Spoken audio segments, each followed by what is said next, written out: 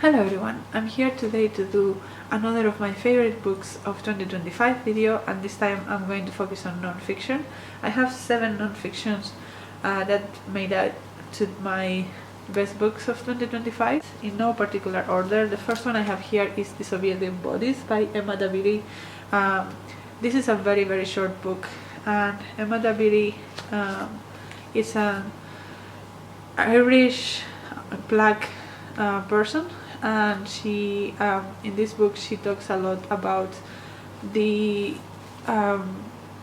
standards of beauty and how damaging they are, and it's not about changing the standards of beauty to fit more people and be more inclusive, but it's more about giving up the idea that our value resides in how we look, and just we should say that someone is beautiful because they are kind or because they are really good at this job they do, or very passionate or whatever, and that shows in their beauty. And we have to start talking on completely different terms about beauty, rather than just, black bodies are also beautiful, or fat bodies are also beautiful. Of course they are, but also it's not about the bodies, it's about much more than that. And she's very eloquent. I also read her Don't Touch My Hair book, which was also really cool. And yeah, she's just really smart. It's also very interesting to me that she has so much thought and so much interest in this kind of topics when she is like traditionally really beautiful. So it is very nice for me to see that someone that would fit and benefit from those privileges still is able to think farther than their privileges. I think that's what. The next book that I have in my list is Gaza, the Story of a Genocide, and it is an anthology published by Verso by different authors about the situation in Gaza. And obviously that's a very important topic and a very important book to read. There were so many different points of view of so many different things. Like there were of course a lot of essays that talk about the loss of lives and the loss of belonging, and all the personal stories of people that were there and that are Palestinian that were trying to flee. But there were also a lot of other aspects of it that I haven't heard so much about. Things like the environmental impacts of the war, the way that they are trying to destroy not only the people and the culture but also the land, so there is nothing to come back to. There was a statistic that struck me a lot, that was Israel has not only killed all of those people, they have also killed 85% of all plant life in Gaza, which to me is still crazy to this day. Like, how can you kill 85% of all the plants? That's crazy. There was also one about the use of social media by Israeli soldiers and how free they feel about treating Palestinians as non-humans and joking about things like that, and the brainwashing that is going on in Israel and all of that. There was so many facets and aspects of it, and I think it's a very important book. I read a proof of it from NetGalley, but I think I would like to get a physical copy for myself because it was that impactful for me. The next 2 books I want to talk about are books that I read when I was reading the winners of the Wistrich Prize for I think nature conservation or something. There are 2 of them. I'm reading only one of them. The first one is The Lost Rainforests of Britain by Guy Shrubsole. And this basically tries to answer the question of what a rainforest is, because we normally think of a rainforest as the Amazon or the jungles in India or something like that, but Britain used to be a rainforest. It's a place where there are trees and rains a lot. That's the very scientific definition of rainforest. And Britain does comply with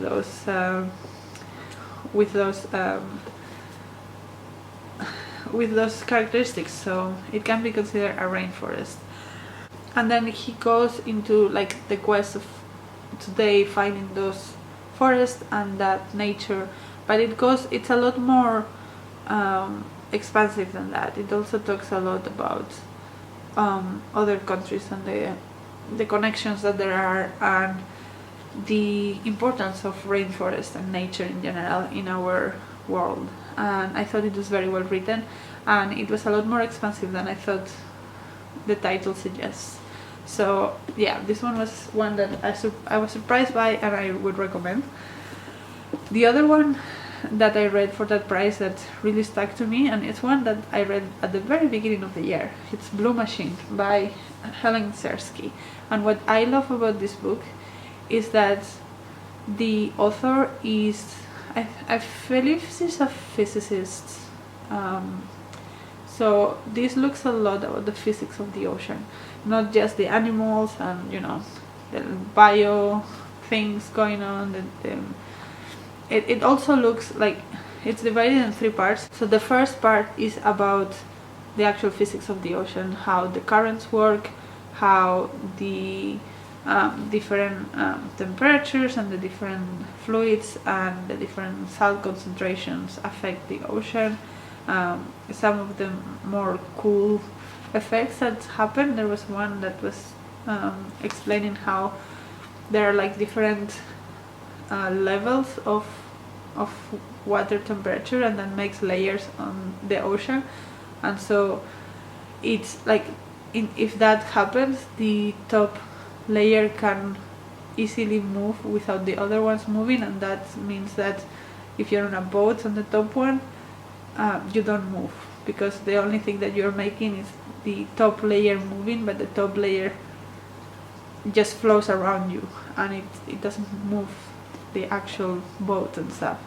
I don't know, a lot of very interesting physics that I didn't know or thought about, or yeah, I thought it was very interesting. And then the second part is the more classical part about the animals that live in it, the ecosystems that live in it, and also the people that depend on the ocean to live, and the cultures around the ocean, that especially, for example, in the Pacific Islander people, how important the ocean is to them and how important it is to preserve them. And then the last one is about the future of the ocean and what we should do to avoid killing the ocean.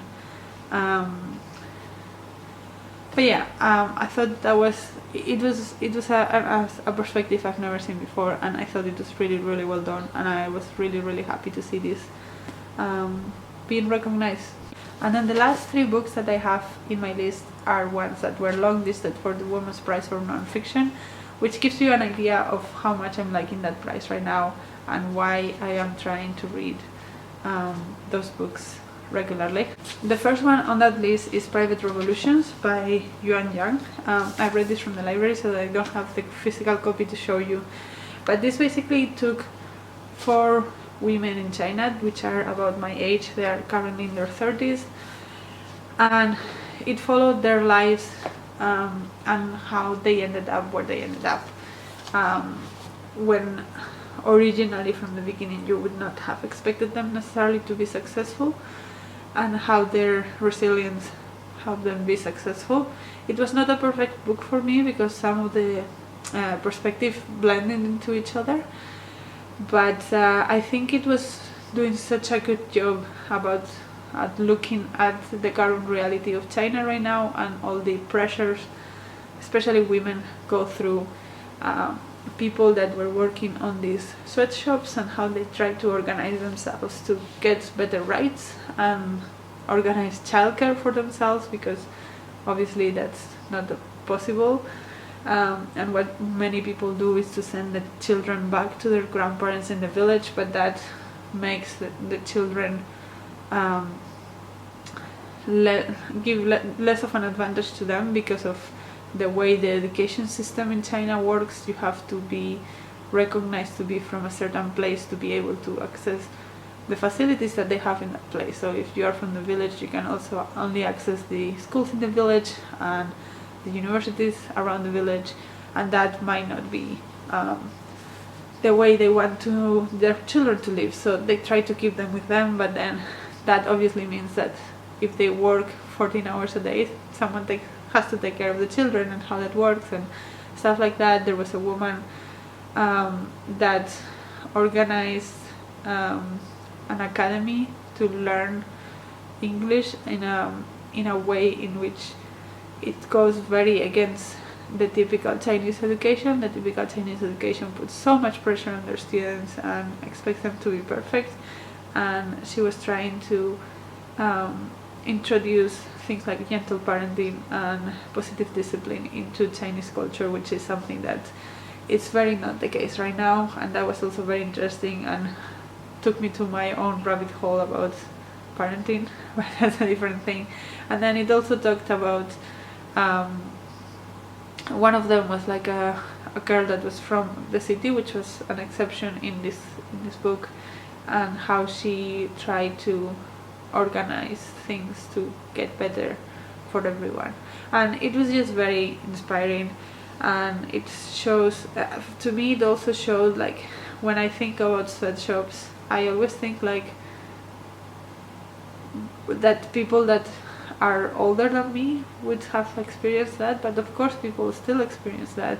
And to me, seeing on the page the story of someone my age that ended up working on a sweatshop was really eye-opening for some reason. So yeah, really like that book. I would highly recommend. The next one I have to recommend is Sister-in-Law by Harriet Wistrich. This is a very legal book, so it's quite dense at times with the legal jargon, but overall I think it is really powerful. It talks mostly about how the way the laws are written often are used against women for things that they shouldn't be judged for.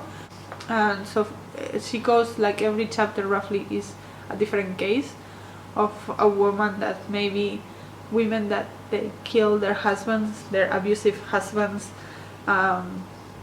because they cannot handle it anymore and it's the only way out for them.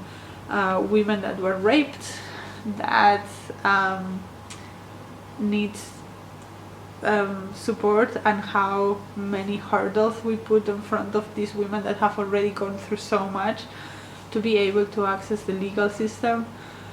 Prostitutes also are treated very harshly by the system, and disregard the way that their life has gone and why they are where they are, and how it's a systematic issue. It's not a personal issue that these women decide to be prostitutes and then bad things happen to them and they complain. It's the system that forced them into that life, and it's the system that forced them to do the things they did. And so yeah, very good, very very heavy, very poignant. I really like this one. And then the last one I have is actually the winner of the Women's Prize for Nonfiction. Is The Story of a Heart by Rachel Clarke. This made me cry so much. It's again not a perfect book, but it's very close. So this is the story of two children. One of them is very sick and needs a heart transplant. The other one had a car accident and died and has a heart. And so this book follows the story of that heart going from one of them to the other, and, like, let's say the circumstances of each of them ending up in the place that they ended up, especially the boy who was the one who needed the heart transplant. But in every step of the way you also get a little bit of history and science about how is it possible that we are actually able to do this.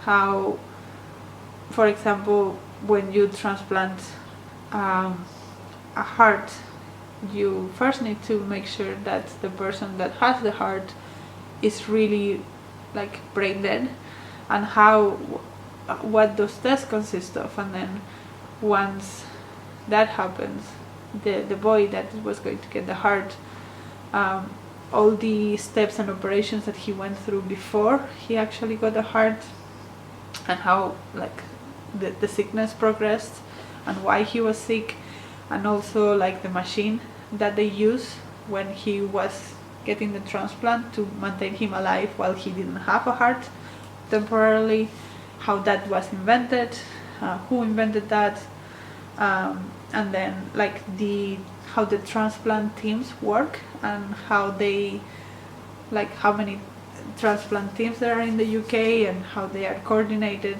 to make sure that these transplants go accordingly to what we would hope that happen.